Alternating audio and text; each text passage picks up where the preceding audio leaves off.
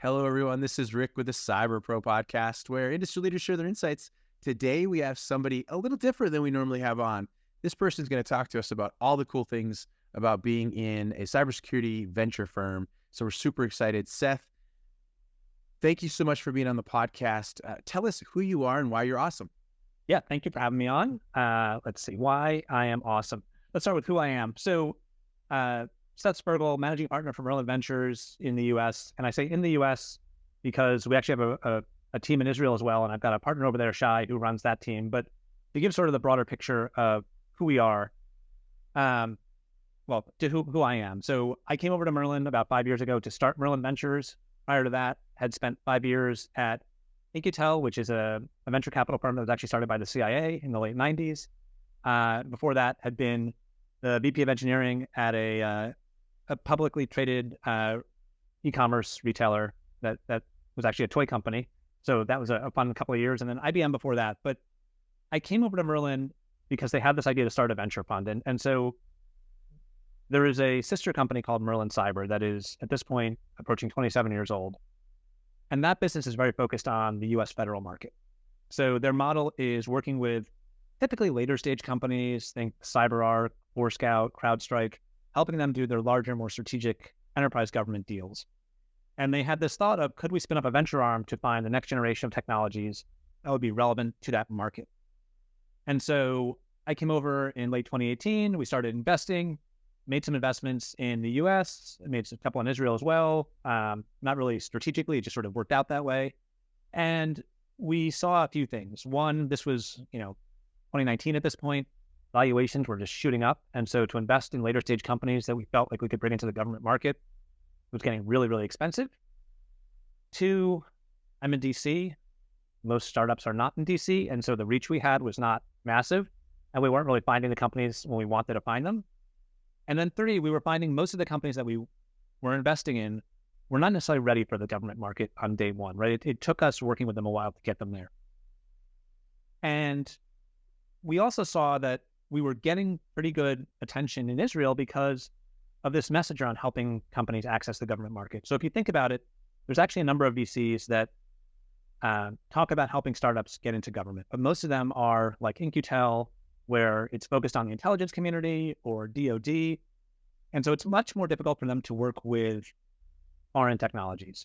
Our sister company has historically spent a lot of time in the civilian agencies, right? Think Health and Human Services or Social Security Administration, places where they don't have the same sort of concerns about technology coming from allies, right?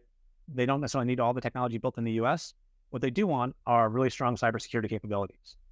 So we actually had the ability to talk to these Israeli companies and say, we can help you figure out how to get into the government. It's just, we're not going to bring you into the CIA. We're going to bring you into, the VA or Social Security. And so that message was really good, but we were kind of struggling to navigate the market a bit. And, if you've invested in Israel or spent any time over there, it's a very tight-knit community. And if you're inside of it, it can be very easy to navigate it. But if you're outside of it, it can be very opaque. And so we were just struggling to find the right companies and vet them appropriately. We got connected with my now partner, Shai, who had a background of working in startups, working with a lot of the now unicorns in Israel. They were first starting out. And he had a great network there. And we decided to partner. And in 2021, we opened up our office in Tel Aviv. And where we are today, we have pivoted from just sort of that late stage, let's focus on bringing companies into government, to moving earlier stage. And as part of that, we also realized that this government story couldn't be the only thing we rested on. We also needed a way to help companies at that earlier stage. And so we built out a network now of around 200 or so US security executives, think CISOs, MSSPs, other people that really have an interest in staying on top of early stage security companies. And we work with that network to help understand the market, help understand where to invest. And then as we do invest in companies, help those companies bridge from the Israeli market into the US market. We'll also do some investment in the US, but the majority of our investments are in Israel. And so having that pathway to help them navigate this market is extremely important to us. That is a very long-winded answer to who I am and what we do.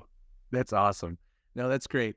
So Seth, talk to me a little bit, because I know Merlin Ventures isn't just one company. And you mentioned earlier that you're focusing on, the government side of the house in some situations, but Talk me through what your group is doing, why it's so cool, what you guys Yeah. are offering to the market. So, like I said, as we pivoted the ventures piece to focus on really early stage companies, think seed stage companies typically, it became obvious we needed to develop additional capabilities. So one was, like I said, we built out that network for working with primarily commercial CISOs, although we also have some government execs in there as well. That piece is great for helping these early stage startups get from zero to, $1 million in ARR, right? Getting started with finding design partners, finding early customers, understanding what their pitch should even be. We also, at the same time, have another leg of that stool, a program called Constellation that we've built up over the last few years. Because one of the challenges we saw, both with startups and even with late stage companies, is getting into the federal market. There's a big barrier to entry with something called FedRAMP, which is a regulation that, it's one of the heaviest regulations I've seen out there. Right? Companies regularly spend millions of dollars and multiple years trying to get through this process. But if you have a SaaS product, it's the only way you can sell to the federal government. And so we saw an opportunity to leverage our position in the market and basically build out a managed service for FedRAMP, where we can now take companies through much more quickly and leverage all the learning we've done over the last 3 years. So companies aren't coming in starting from zero, and they can leverage our sponsorship model and basically get through the process in a much more predictable way. And so now what we have is kind of a pathway from seed stage all the way through late stage for companies, where at the earliest stages, Merlin Ventures can invest, help you get that early commercial traction in the US market. When they get to a late enough stage that they want to start tackling federal, we can bring them into Constellation as this FedRAMP accelerator to help them get a way of even selling into the federal market. And then when they start getting enough traction through Constellation that they have enough sales out there that it makes sense to look at larger enterprise sales and just more strategic actions in the federal market, we can hand them off to Merlin Cyber to do those really large enterprise types of deals. So the goal is sort of give them that full lifespan. I love it. And just because you brought up FedRAMP, right? And we play quite a bit with the Department of Defense. They recently made a note that they're going to remove the equivalency rule and push more people to FedRAMP, especially through the CMMC guidelines. What are you guys hearing on that front? In general, right, FedRAMP is so heavy, and some of the DoD requirements like IL4 or 5 are so heavy. People want to not have to do this over and over with little tweaks each time. So there's a huge desire for that. Even within FedRAMP, you have kind of two standards today. You have a JAB-sponsored version of FedRAMP and an agency-sponsored version of FedRAMP. And part of the new requirements that have come out have said we're getting rid of that difference there, but they still haven't actually figured out how to do that. So I think in general, it's a movement in the right direction. We want to see a standard way of bringing people into the federal market. It's just so expensive right now. And the expense isn't even the worst part. The difficulty is it's just such a convoluted process that figuring out how to get through makes it so like your chance of success is very, very low.